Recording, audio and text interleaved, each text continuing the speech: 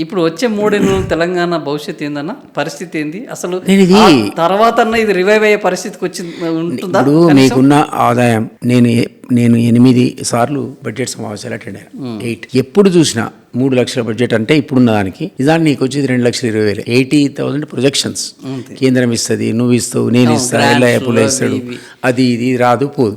నీకు వచ్చే 2.2 lakh crores ఇప్పుడు లేటెస్ట్. ఆ రోజుల్లో 40,000-50,000 కోట్లే ఉండదు. అందులోనే ఏం చెప్పి 8,600 కోట్లు మిగులుతుంది ఆయనకి. ఇట్లా ఇంక్రిమెంట్ కనుక ఒక 10% ఉందనుకున్నా ఇంకో 20 crores యాడ్ అవుతుంది. 220 10 అంటే 20 కదా.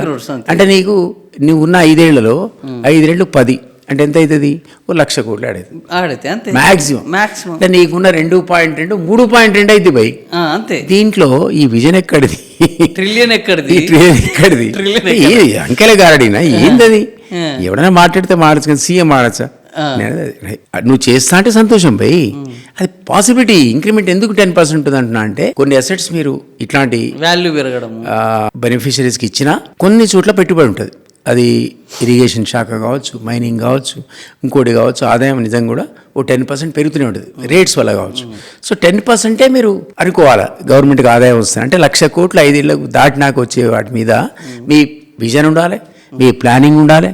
దాన్ని ఎట్లా డబుల్ చేయాలంటే కొంతవరకు ఆలోచించవచ్చు. 1,00,000 వాళ్ళు 2,00,000 చేస్తాడు పర్లేదు, తండ్రాలు పెడతాడు అంతే. నా 1,00,000 పట్టుకుపోయి నేను 3 trillion ఎకానమీ చేస్తా 2047 కంటే అంతకంటే పాగల్పన లేదు. అందుకే 3 సంవత్సరాల్లో కూడా ఏం జరగదు, 10% ఇంక్రిమెంట్ తప్ప అని చెప్తున్నారు.